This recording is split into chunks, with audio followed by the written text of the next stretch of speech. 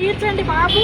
మీరు ఇంకా ముందు అంతా మీరు మాకు హామీలు ఇచ్చారు కదా, మీరు మాకు ఎలాగైనా మీరే హామీ ఇచ్చినారు కాబట్టి మాకు నెరవేర్చండి అని మళ్ళీ మీరు మర్చిపోయారేమో అని మేము మళ్ళీ రోడ్డు మీదకి వచ్చి రావాల్సి వచ్చింది.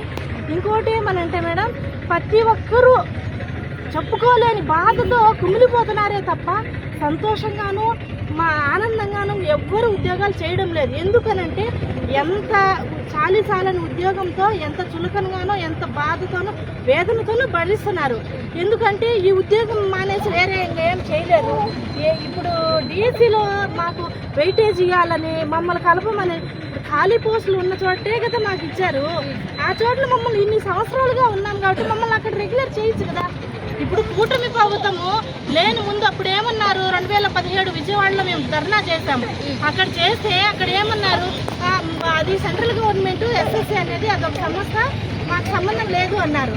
ఇప్పుడు ముగ్గురు ఉన్నారు కదా, ఇప్పుడు మీరు ముగ్గురు కలుసుకుంటే మా జీవితాలు ఒక్క గంటే బాగుపడాలంటే ఇన్ని వేల మంది రోడ్డు మీదకి వచ్చి ఇలా ఏడవాళ్ళ బాధపడాలనేది లేకుండా బాగుపడాలంటే ఒక గంటే.